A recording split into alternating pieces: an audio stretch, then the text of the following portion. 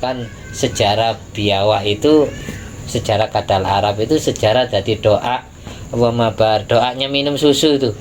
Kita 1 Muharram minum susu. Nah, itu ceritanya ada sahabat Abdullah bin Abbas ketika diam di rumah Siti Maimunah, istrinya Kanjeng Nabi. Kanjeng Nabi waktunya gilir datang ke rumah Siti Maimunah bareng, yang diajak bareng Khalid bin Walid. Khalid bin Walid ini mendampingi Rasulullah, nemani Rasulullah takut ada gangguan dari orang kafir. Jadi didampingi sampai ke rumah istrinya. Di situ sahabat-sahabat banyak yang bertamu sowan ke rumah Siti Maimunah ingin ketemu Kanjeng Nabi.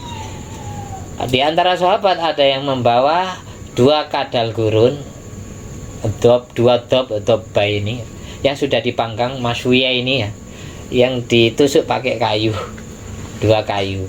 Diaturkan ke Rasulullah. Rasulullah jijik, ingin mutang lenyer gitu.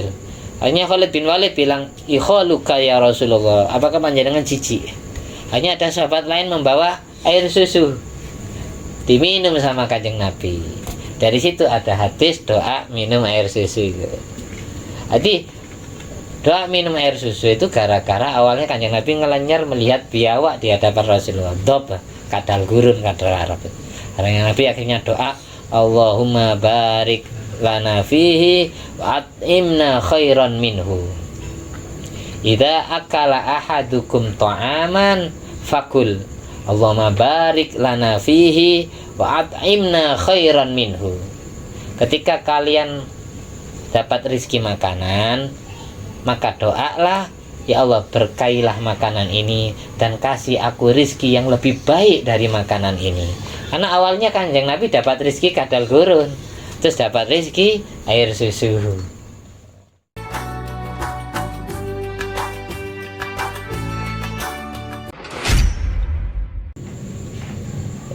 Assalamualaikum warahmatullahi wabarakatuh. Waalaikumsalam. Alhamdulillahirabbil alamin alladzi bi ni'mati tatimmus shalihat wa bi dzikri sulha'i tatanazzalu rahmat wal barakat. Wassalatu wassalamu ala sayyidi sadat sayyidina maulana Muhammadin qutbil qadat wa ala alihi wa ashabi alan jumiz zahirat amma ba'du.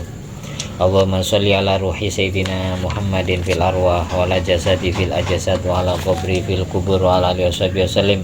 Rabbi syrah li sadri wa yassir li amri wa hlul 'uqdatam min lisani yafqahu qawli.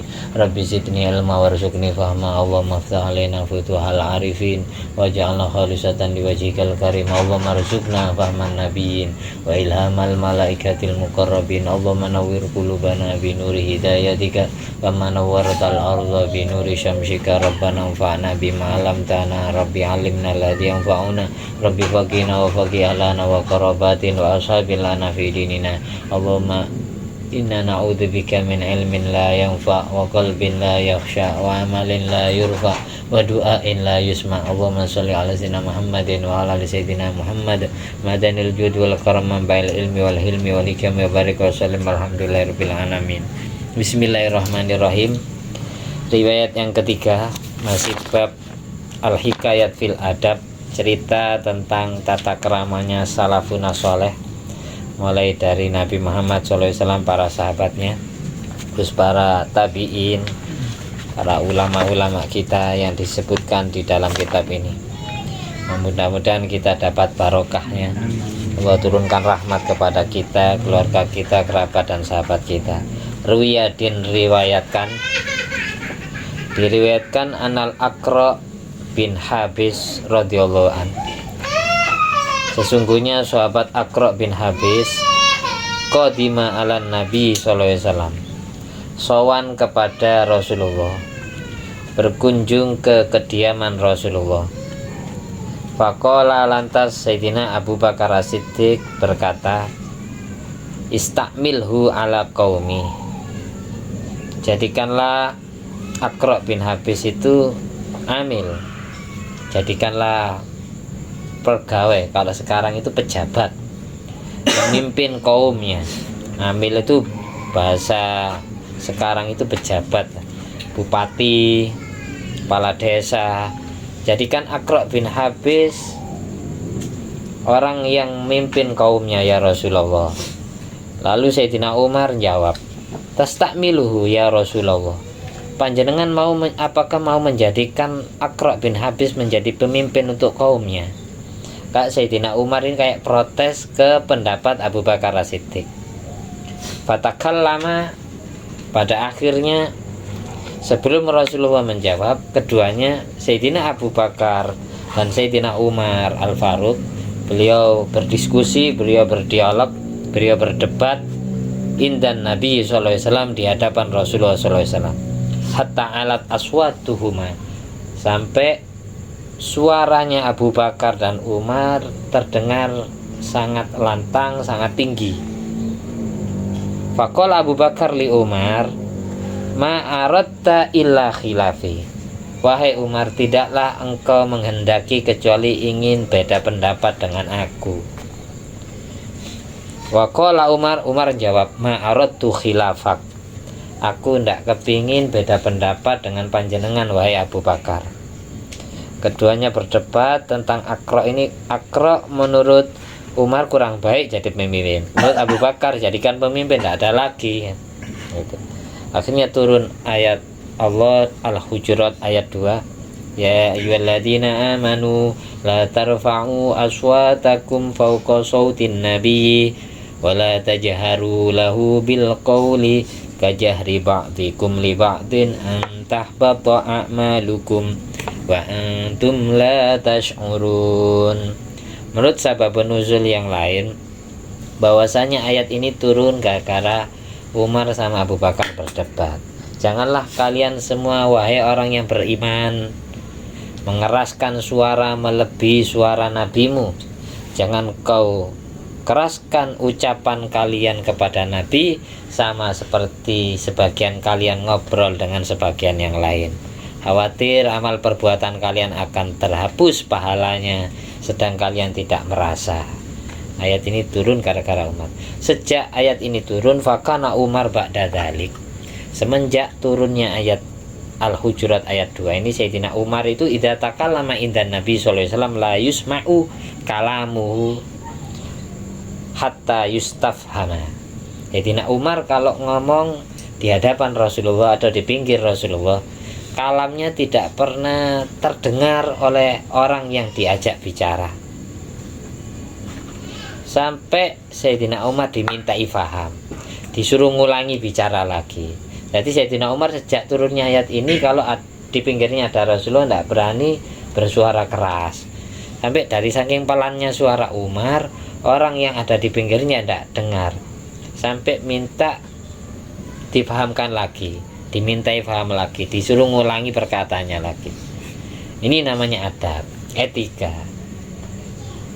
Ya, demikian pula kita kalau baca sholawat nggak usah teriak-teriak, sekiranya, kecuali suara kerasnya kita selaku jadi pemimpin biar yang jauh terdengar, beda kalau gitu. Nah, kayak kita kalau suaranya ngebik semua, kita jadi pemimpin, sedang baca apa sekarang kan tidak tahu kalau tidak dikeraskan. Nah, beda kalau gitu. Maksudnya ini kalau contohnya sholawat yang tidak sopan itu, kan itu biasanya orang teriak-teriak kalau lagi terawih atau lagi mau pamitan pulang, habis acara tahlil, umumnya di masyarakat kan gitu.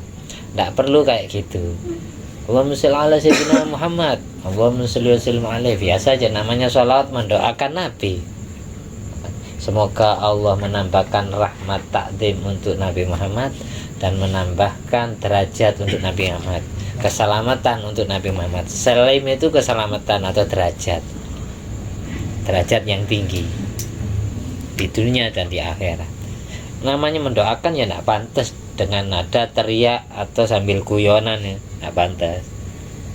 Takut pahala kita zong. Kalau lagi tahlilan, pahala tahlilannya tidak didapat. Antah batu amalukum. Kalau lagi terawih, pahala terawihnya zong, gara-gara tidak sopan atau tidak beradab kepada Rasulullah SAW. Itu hal yang sepele yang sering terjadi di kalangan masyarakat. Kemudian cerita yang keempat, An Yazid bin Al-Asam radhiyallahu an, anna Nabiya sallallahu alaihi wasallam qala li Abi Bakar, Nabi Muhammad sallallahu alaihi wasallam pernah bilang kepada Abu Bakar As-Siddiq, ana akbaru au anta. Ini membuang hamzah istifham. Ini pertanyaan. Katanya Kanjeng Nabi ke Abu Bakar, apakah saya lebih tua apa kamu wahai Abu Bakar? Lalu Abu Bakar menjawab, anta akbar, panjenengan yang lebih agung pangkatnya, wa ana asannu minka, dan saya lebih tua umurnya daripada panjenengan. Jadi akbar itu ada yang bermakna agung, ada yang bermakna lebih sepuh, lebih tua umurnya.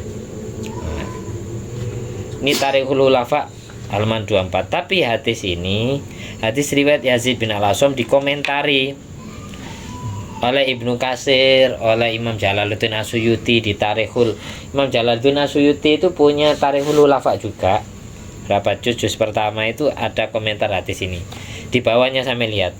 Qala Ibnu Katsir, hadal hadis mursalun gharibun jiddan. Ini hadis mursal yang gharib sekali. Gharib itu aneh. Karena apa kok dianggap aneh? Li'annal masyhur, karena yang sudah masyhur, cerita yang terkenal, annahu wulida ba'da maulidin Nabi sallallahu alaihi wasallam bisanatain wa ashhur. Abu Bakar As-Siddiq itu terlahir sesudah Nabi Muhammad lahir selisih 2 tahun beberapa bulan, 2 tahun setengah lah, 2 tahun beberapa bulan. Wa inna ma sahadzalik anil Abbas. Kalau ucapan tadi itu yang sahih, yang benar, riwayat Kanjeng Nabi bilang ke Sayyidina Abbas bin Abdul Muthalib, pamannya. Lalu pamannya jawab, anta akbar wa ana asannu minka. Saya panjenengan lebih mulia derajatnya, saya lebih sepuh umurnya, gitu loh. Bisa kalau kita artikan bahasa Jawa, anta akbar wa ana asan, bisa jadi kalau ini kita katakan riwayat Abu Bakar.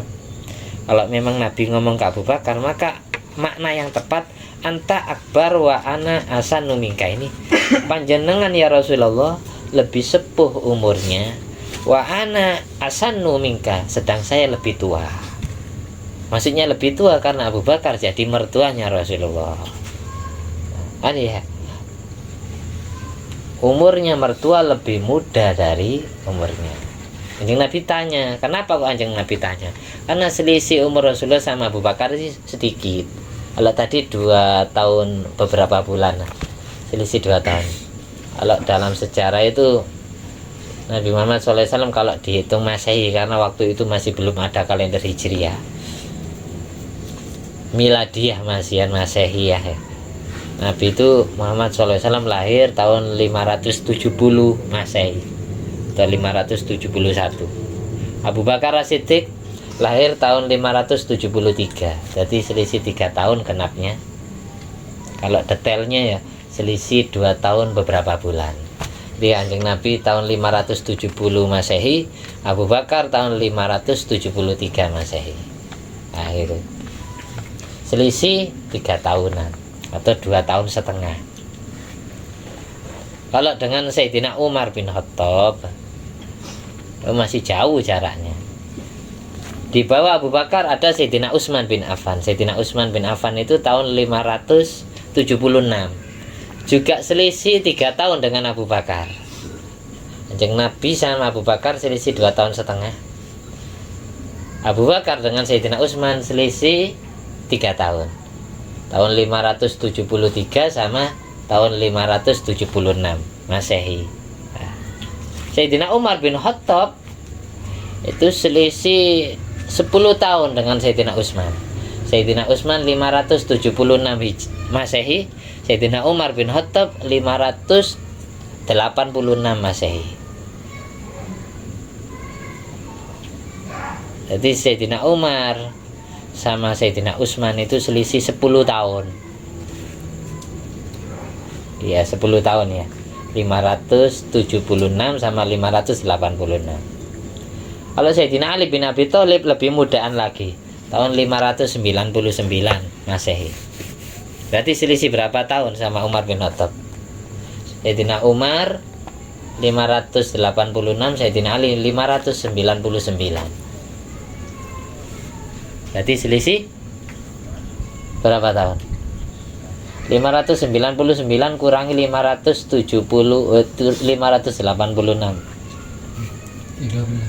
13 tahun. Loh kok 13? 86. 599 kurangi 586. 86. Iya 13. Kok 13 ya? 86, Pak. 76 86. Oh iya, 13 tahun. Benar ya? Nanti selisih 13 tahun. Tapi wafatnya umurnya Rasulullah, umurnya Abu Bakar As-Siddiq, umurnya Sayyidina Umar bin Khattab, umurnya Sayyidina Ali bin Abi Thalib, dan umurnya Sayyidina Hasan itu sama-sama 63 tahun. Kalau Siti Aisyah sama Siti Khadijah 67 umurnya wafatnya. Sayyidina Utsman yang lebih tua, panjang umur sampai umur 82 tahun. Ada yang bilang 83 tahun, ada yang bilang 84 tahun. Jadi umur 80 sudah usia tua renta Sayyidina Utsman bin Affan wafat. Jadi yang jelas Nabi Muhammad yang lebih tua dari yang lain. Nabi Muhammad SAW menantunya Abu Bakar As-Siddiq, Abu Bakar Sayyidina Umar bin Khattab ini juga mertuanya Rasulullah. Jadi sahabat yang jadi mertuanya Kanjeng Nabi Abu Bakar sama Umar bin Khattab, Siti Aisyah sama Siti Hafsah. Kalau Siti Aisyah masih gadis, Siti Hafsah sudah janda nikah sama Rasulullah. Terus Sayyidina Utsman bin Affan menantunya Rasulullah, dapat Siti Ruqayyah dan Ummi Kulsum. Sayyidina Ali bin Abi Thalib juga menantunya Rasulullah, dapat Siti Fatimah Zahra. Pernikahan Siti Fatimah Zahra dengan Sayyidina Ali. Sayyidina Ali itu umur selikur, umur 21 tahun lebih 6 bulan. Siti Fatimah Zahra masih umur 15 tahun setengah atau 16 tahun genapnya. Jadi Sayyidina Ali umur 21, Siti Fatimah Zahra umur 16 nikah. Lahir Sayyidina Hasan, Sayyidina Husain, Sayyidina Muhsin wafat masih kecil, nggak punya keturunan. Terus Siti Ummi Kulsum dan Siti Ruqayyah juga meninggal. Siti Ruqayyah, Ummi Kulsum nikah sama Umar bin Khattab pada saat Sayyidina Umar menjabat khalifah. Jadi Umar bin Khattab menantunya Sayyidina Ali, Sayyidina Ali menantunya Rasulullah, Rasulullah menantunya Sayyidina Umar. Itu.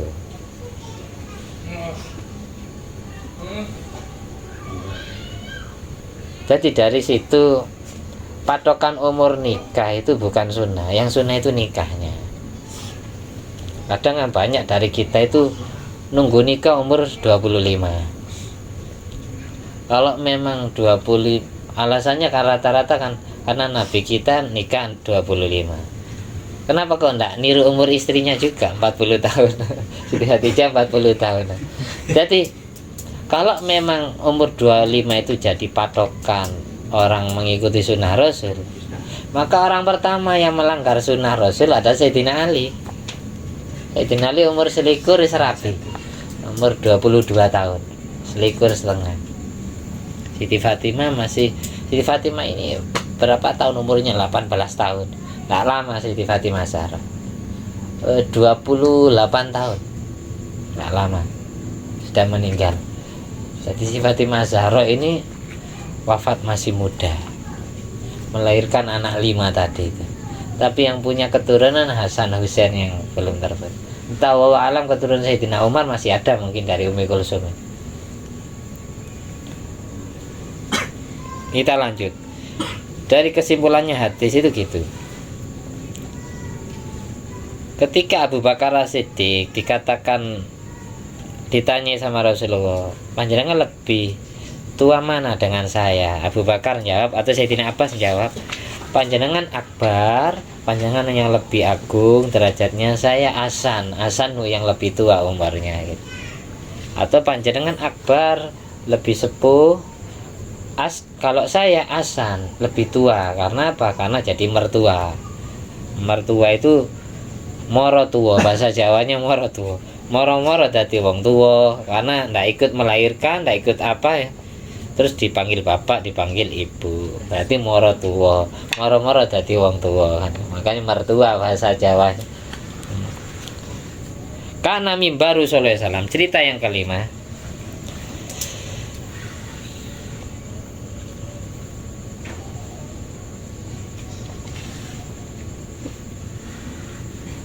Oh iya, ini belum saya teruskan. Dapat kita simpulkan orang itu kemarin dijelaskan anak yang lebih muda itu boleh mendahului orang tua dalam 3 hal. Yang pertama jadi imam sholat, kalau memang yang muda lebih ahli, lebih fasih bacaan Qur'annya, lebih banyak ngerti tentang Al-Quran. Terus yang kedua dalam urusan tadris, ngajar ilmu. Kalau yang muda lebih alim dari yang tua, nah apa orang tua ngaji, tanya ilmu kepadanya. Terus dalam urusan fatwa, memberikan fatwa ilmu, ini tidak apa-apa yang tua bertanya ilmu kepada yang muda. Bung Abu Bakar masih mudaan Rasulullah. Abu Bakar ini nama Islamnya ya Abdullah bin Abi Quhafa. Abi Quhafa itu juga masuk Islam, bapaknya Abu Bakar As-Siddiq. Namanya Utsman. Abu Quhafa itu nama panggilan, nama aslinya Utsman. Abdullah bin Abi Quhafa. Karena mimbaru sallallahu alaihi wasallam min khashabil athar. Mimbarnya Nabi Muhammad SAW berarti mimbarnya masjid apa ini? Nabawi. Mimbarnya Nabi Muhammad itu terbuat dari kayu asal. Kayu asal itu kalau bahasa Indonesianya kayu pohon tamariska. Komen tulis kayu pohon tamariska. Di surat Saba itu disebutkan, laqad kana li saba'in fi maskanihim ayah jannatani ayyamini wa shimal kulu mir rizqi rabbikum washkurulah baldatun thayyibatu wa rabbun ghafur fa'aradu fa'arsalna alaihim saylal arimi wa baddalnahum bi jannataini dhawatai ukulin khamti wa athli wa syai'im min sidrin qalil. Wa athlin, kayu asal itu disebutkan di Al-Quran. Dulu kaum Saba, kalau sekarang jadi negara Oman, negara Yaman, kaum Saba dibangun oleh Ratu Balqis. Ratu Balqis ini wanita yang punya 2 bangsa, terlahir dari ibu manusia, bapak jin, sehingga kelihatan mata. Kalau seandainya kalau ada orang terlahir dari ibu jin, bapak manusia, maka anaknya gaib, ikut ibunya. Kalau ibunya yang manusia, bapaknya jin, maka anaknya kelihatan mata, ikut ibunya. Dalam mazhab Syafi'i yang muktamad, haram zaman sekarang nikah dengan bangsa lain karena fitnahnya lebih besar. Nah, tidak semua orang kelihatan. Nanti anaknya gaib ya apa? Nyubit temannya tidak tahu nanti. Iya. Ini Ratu Balqis punya 2 bangsa. Makanya beliau jadi penguasa. Beliau membangun Saba dan membangun Bengawan sebelah kiri sebelah kanan, sekarang disebut Bengawan Ma'an ya. Allah berfirman, subur dulu kaum Saba itu. Kulu mir rizqi rabbikum, makanlah rizki Tuhan kalian, washkurulah, dan berterima kasihlah kalian semua kepada Allah Tuhan kalian. Baldatun thayyibatun wa rabbun ghafur, negara yang subur makmur dan dapat ampunan Tuhan, wa rabbun ghafur. Tapi sayang kaum Saba, sebelum didakwai oleh Nabi Sulaiman alaihissalam, kaum Saba ini tidak nurut ke nabi-nabi Allah yang diutus. Kaum Saba ini Allah utus 13 nabi, gagal semua. Terakhir Allah utus Nabi Sulaiman, sukses. Nabi Sulaiman bin Daud, beliau dari Palestina, yang bangun Masjidil Aqsa itu Nabi Sulaiman 50%-nya. 50%-nya bapaknya Nabi Daud. Di Masjidil Aqsa itu dulu dibangun Nabi Daud 50%, terus diteruskan Nabi Sulaiman 50%. Dulu ya permata semua, indah, karena yang bangunkan, yang nyarikan marmer, permata Masjidil Aqsa itu bangsa jin. Terus mulai dijajah Raja Bukhtanasor, penguasa kafir dulu. Hanya banyak dicuri permatanya. Ada yang zamrud, ada yang marjan, ada yang yakut ya. Waktu marmernya pun ya bangsa jin yang nyarikan. Terus Allah utus Nabi Sulaiman tapi kirim surat dulu ke Ratu Balqis. Sebagaimana di surat Naml itu. innahu min Sulaiman wa innahu bismillahirrahmanirrahim alla ta'lu alayya wa tuni muslimin. Ini surat dari Sulaiman. Tunduklah kepada Sulaiman dalam keadaan Islam, masuk Islam. Singgasana Ratu Balkis itu dipindah ke kerajaan Nabi Sulaiman oleh orang-orang kepercayaannya. Sekedip mata langsung ada di surat An-Naml cerita. Artinya Ratu Balkis takluk ke Nabi Sulaiman, masuk Islam dan nikah sama Nabi Sulaiman. Di Al-Quran itu tidak ada ayat yang menerangkan Ratu Balkis meninggal dunia, tapi yang ada ayat yang menerangkan Nabi Sulaiman meninggal dunia. Madallahum ala mautihi illa dabbatul ardi ta'kulu min sa'atah. Tidak ada yang menunjukkan wafatnya Nabi Sulaiman kecuali gara-gara seekor rayap menggerogoti tongkatnya Nabi Sulaiman sehingga Nabi Sulaiman roboh jatuh. Dulu kaum Saba itu makmur, subur. Gara-gara mereka tidak beriman kepada Allah, akhirnya Allah kasih bala. Fa'radu, mereka berpaling dari beriman kepada agama Allah. Fa'arsalna alaihim sailal arimi. Akhirnya tanah mereka yang subur itu Allah kirimi banjir bandang sehingga banyak terhanyut. Fa'arsalna alaihim sailal arimi wa baddalnahum bi jannatain. Allah ganti dua bengawan mereka, dua kebun mereka diganti jannataini, dua kebun zawatai ukulin khamtin, yang mempunyai pepohonan yang buahnya pahit rasanya. Kalau dimakan mati. Disebut Mojopahit. Dari sana buah Mojopahit. Zawatai ukulin khamtin wa aslin. Wa aslin ini kayu asal.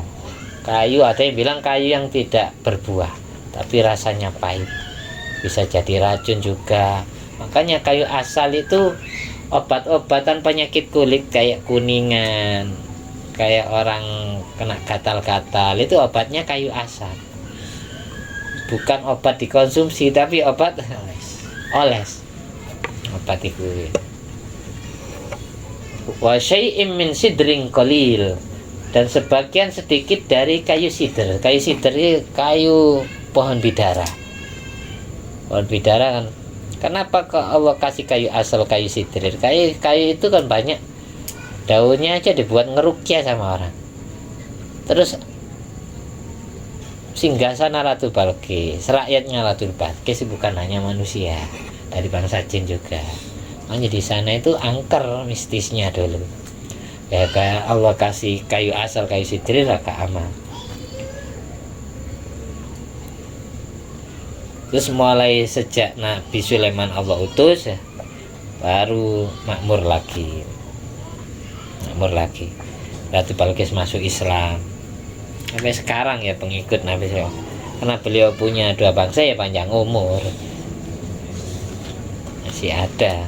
Insya Allah ya, kemungkinan jadi pengikutnya Imam Mahdi. Imam Mahdi perang melawan tentara Dajjal. Kemudian kita jadi pengikutnya Imam Mahdi. Ya kayu asal. Jadi balik ke cerita mimbar Rasulullah.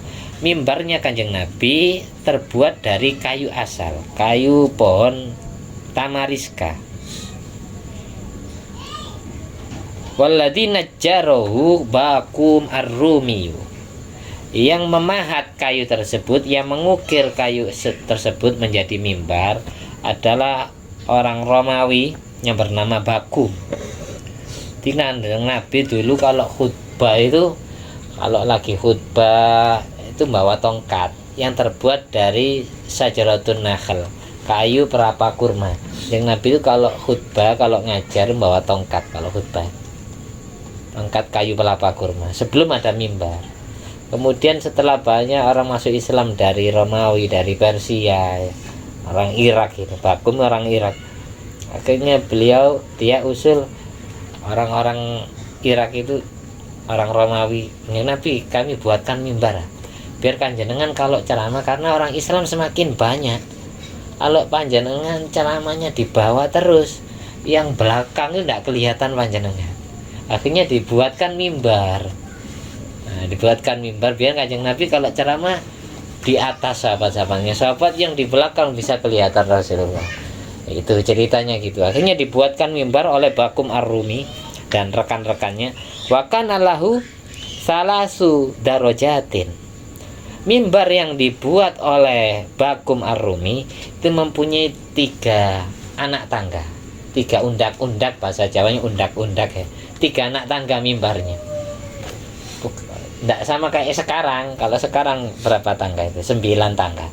Dulu awal mula mimbarnya Rasulullah itu 3 anak tangga. Kanjeng Nabi diam di paling atas berdirinya. Wa irdarjatil musammat bil mustahroh. Selain anak tangga yang kemudian disebut mustaroh. Mustaroh itu tempat istirahat, tempat duduknya khotib. Ini anak tangga, anak tangga, anak tangga, baru mustaroh. Paling atas namanya mustaroh, tempat duduknya khotib beristirahat. Wa kana sallallahu alaihi wasallam yaqifu ala salisa. Nabi biasanya diem di anak tangga yang ketiga. Falamma khotoba alaihi Abu Bakar, ketika Nabi wafat terus digantikan Abu Bakar yang khutbah di mimbar itu, nazala darajatan. Abu Bakar turun ke anak tangga 1. Jadi diam di anak tangga ke berapa? 2. Dari saking tawaduknya ini diajari adab. Nabi tidak pantas aku diam di anak tangganya Rasulullah. Abu Bakar diam di bawahnya, anak tangga kedua. Summa Umar darajatan. Sayyidina Umar, Abu Bakar wafat, Sayyidina Umar yang gantikan. Sayyidina Umar khutbahnya di anak tangga yang pertama. Turun lagi 1 anak tangga. Summa Aliyun darajatan. Sayyidina Ali turun anak tangga yang paling bawah. Ini monggo. Falamma tawalla Muawiyah lam yajid darajatan. Ketika Sayyidina Muawiyah bin Abi Sufyan menjadi khalifah, Muawiyah tidak menemukan anak tangga lagi karena habis dengan Sayyidina Ali, Umar, Abu Bakar, Rasulullah. Akhirnya lam yajid darjatan yanzilu ilaiha. Muawiyah tidak menemukan anak tangga yang dia turuni, yang dia tempati. Fazada fihi sitta darajatin min asfali. Akhirnya Muawiyah bin Abi Sufyan menambahkan mimbar Rasulullah menjadi 6 anak tangga. Jadi undak-undaknya ditambahi jadi 6. Dari arah bawah, bukan dari arah atas, dari arah bawah. Bi'an rafa'a baqiyan ala suratihi, tapi Muawiyah tetap meninggikan anak tangga yang tersisa sesuai bentuknya. Tidak dirubah, cuma ditambahi anak tangga 6. Jadi 3 tambah 6 jumlahnya 9. Wa ja'ala tahtahu ad-duraj al-madhkura fasara tis'an. Karena ditambahi 6 anak tangga berikutnya, akhirnya jumlahnya menjadi 9 anak tangga. Wa kanal khulafa yakifuna ala sabi'ah. Khalifah-khalifah pengganti berikutnya banyak diem kalau khutbah di anak tangga ke-7. Wa huwal aula. Itu yang lebih utama. Kalau sekarang, kalau misal kita jadi khotib Masjid Nabawi, yang pantas diam di anak tangga ke-7. Tengah-tengah antara 4 sama 9 anak tangga ke-7. Khairul umur ausatuha. Di situ ada apa? Takut suul adab ke Rasulullah, tidak berani menempati tempat Rasulullah ketika khutbah. Takut ngelama, bahasa Jawanya. Bahasa Nun pamali, bahasa Sundanya, bahasa Jawa Barat pamali. Takut kualat ya. Ini dipakai oleh orang-orang Madura biasanya. Tapi orang Madura tempat sholat ya. Ketika tidak ada kiainya di ngimami sholat, mereka tidak ada yang berani diam di mihrab, banyak diam di shaf kedua ngimami sholatnya gitu. Tapi kalau masalah tempat sholat, bekas peninggalan orang sholat, kita tidak apa. Kalau kita niatannya tafaul. Kalau kita dikatakan orang tidak suul adab, caranya gampang. Jadi tempati tempat yang pernah ditempati sholat guru-guru kita dengan niatan tafaul, ngalap ketularan barokahnya biar sholat kita khusyuk kayak khusyuknya beliau. Itu namanya tafaul.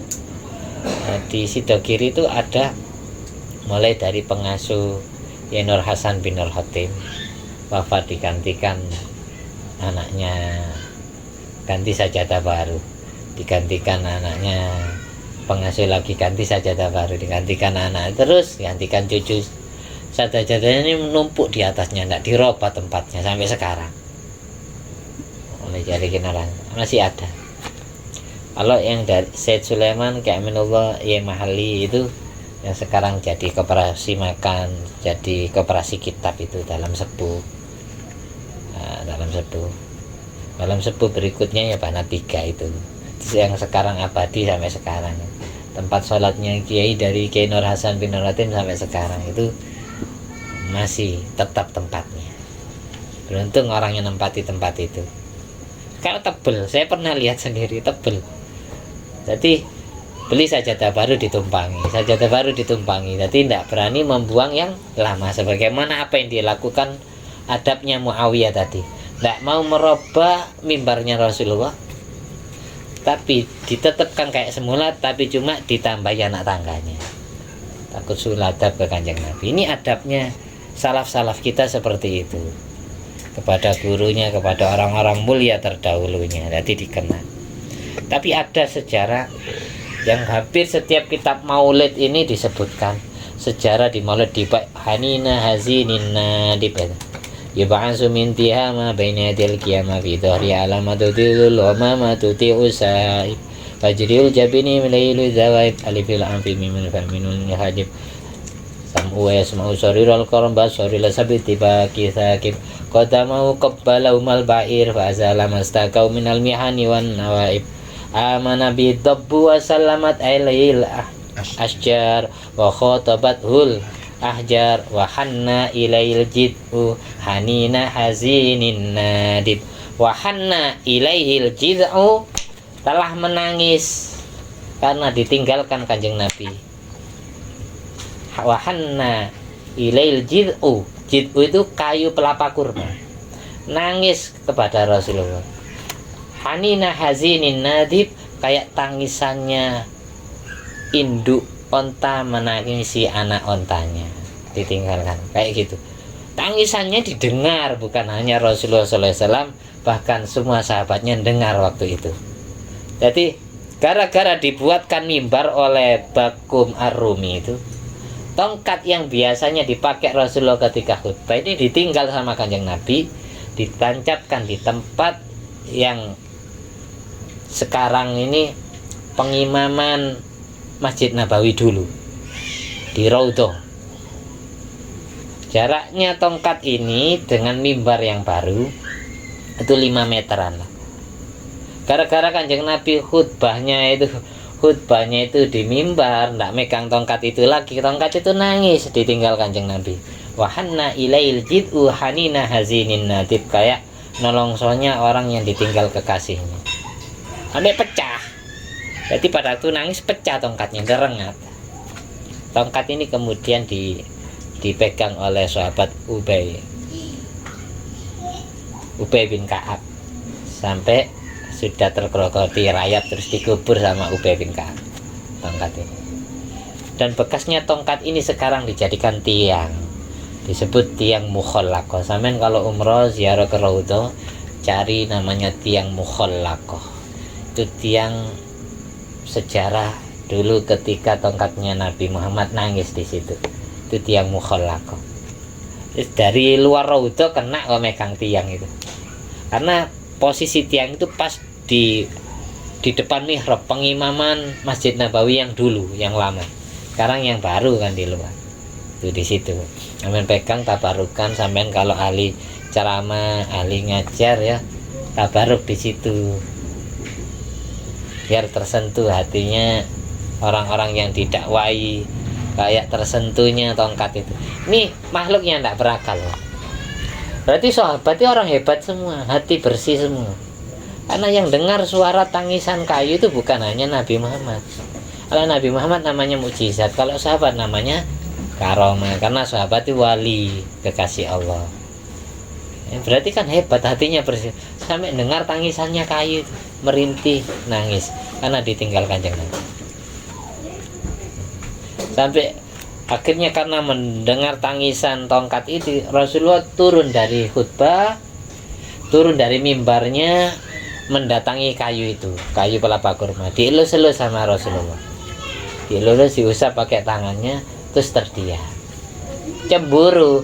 Tadi kayu pelapa kurma cemburu kepada mimbar.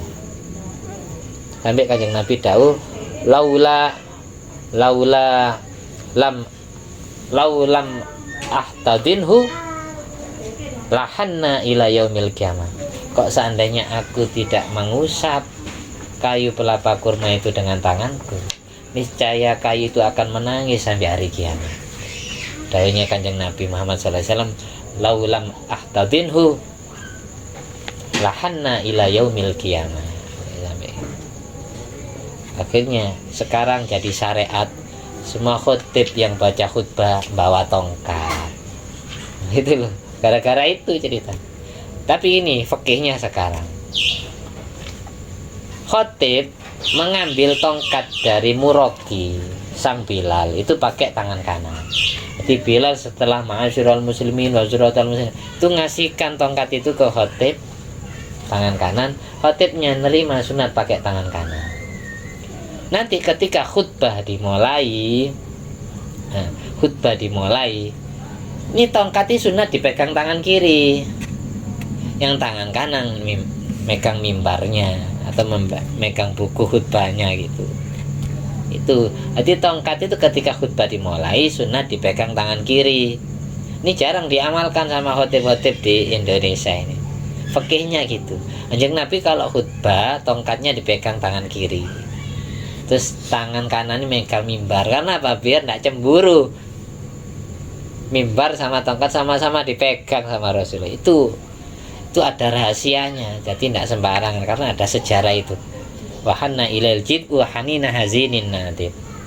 Makanya tadi beliau disalami batu, berbicara dengan hewan top, hewan kadal Arab. Kalau diartikan biawak nanti dikira halal. Dop itu halal kalau di Indonesia ya. Bahasa sekarang dop itu biawak. Kadal Arab, kadal gurun gitu ya halal. Karena apa? Tidak bertaring. Kalau biawak Indonesia bertaring kayak buaya, makan haram. Bahkan sejarah biawak itu, sejarah kadal Arab itu sejarah dari doa Wamabar, doanya minum susu itu. Kita satu Muharram minum susu. Nah, itu ceritanya ada sahabat Abdullah bin Abbas ketika diam di rumah Siti Maimunah, istrinya Kanjeng Nabi. Kanjeng Nabi waktunya gilir datang ke rumah Siti Maimunah bareng, yang diajak bareng Khalid bin Walid. Khalid bin Walid ini mendampingi Rasulullah, nemani Rasulullah takut ada gangguan dari orang kafir. Jadi ditemani, didampingi sampai ke rumah istrinya. Di situ sahabat-sahabat banyak yang bertamu sowan ke rumah Siti Maimunah, ingin ketemu Kanjeng Nabi. Di antara sahabat ada yang membawa 2 kadal gurun, dua dop bayi ini yang sudah dipanggang masyuya ini ya, yang ditusuk pakai kayu, 2 kayu, diaturkan ke Rasulullah. Rasulullah jijik, ingin mutang lanyar gitu. Hanya Khalid bin Walid bilang, "Ikhaluka ya Rasulullah, apakah panjenengan jijik?"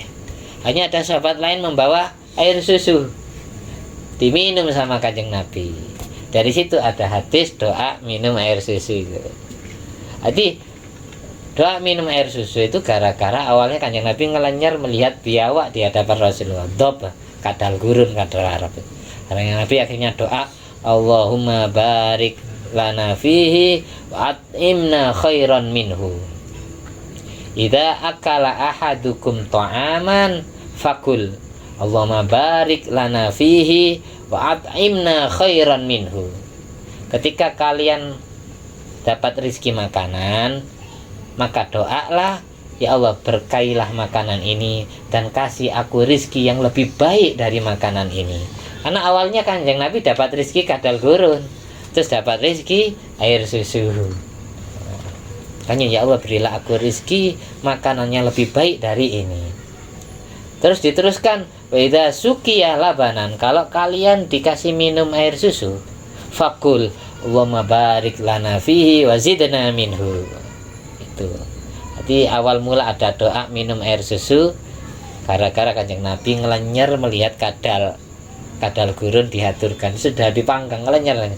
Makanya Kanjeng Nabi di Sahih Muslim itu, ana la akulu lastu la akulu dob walastu uharrimu. Saya tidak makan dob, kadal gurun, tapi aku tidak mengharamkannya. Jadi Kanjeng Nabi tidak mempermasalahkan sahabat-sahabat yang makan hewan dob itu tadi. Tapi diulang lagi, dob, kadal gurun yang di Arab itu halal, kalau di Indonesia beda. Makanya dob kalau saya lihat di kamus sekarang ya artinya biawak. Jangan sampai salah paham. Baca hadis nak ngaji, belajarnya lewat Google. Oh, enggak apa-apa, biawak halal ini. Nanti gitu nanti. Dob di Arab sama dob di Indonesia beda. Jadi biawak itu haram di Indonesia. Nah, kalau enggak ngaji dihalalkan karena ada hadis kayak gitu. Tuh, Kanjeng Nabi bilang, "Anala akuluhu walastu uharrimu." Saya enggak makan dob, tapi aku tidak mengharamkan. Apa dob? Dilihat di kamus atau dilihat di Mbak Google, artinya biawak. Nah, itu berarti halal ya. Jangan sampai salah paham. Ini perlu saya sampaikan karena sangat penting ya. Kan banyak biar nggak salah paham, kalau nggak ngaji sampean ngawur akhirnya. Mudah-mudahan bermanfaat ya. Apal doanya. Doa ketika mau makan, Allahumma barik. Kalau sampean awalnya dapat rezeki nggak enak, sampean doa biar dapat rezeki yang lebih enak. Allahumma barik lana fihi. Ayo. Allahumma barik lana fihi Wa at'imna khairan minhu. Kalau mau minum air susu, Allahumma barik lana fihi Allahumma barik lana fihi wa zidna minhu. Jadi ada dua air yang ada doa dari Kanjeng Nabi. Yang pertama minum air susu sama minum air zam-zam, yang langsung ada doa khusus. Kalau minum air zam-zam, Allahumma inna nas'aluka rizqan ilman nafi'an wa rizqan wasi'an wa syifaan min kulli da. Ya Allah, aku minta ilmu yang manfaat, rizki yang luas, dan sembuh dari semua penyakit. Itu doa minum air zam-zam. Minum air zam-zam itu sunatnya menghadap ke arah kiblat dan 3 kali nafas. Minum susu pun kayak gitu. Setiap mau minum susu jangan lupa doa itu. Jangan sampai salah paham, dikira khusus doa 1 Muharram nanti. Setiap kita minum air susu, kapanpun, dimanapun, ya doanya itu kayak Kanjeng Nabi. Allahumma barik lana fihi wa zidna minhu. Al-Fatihah.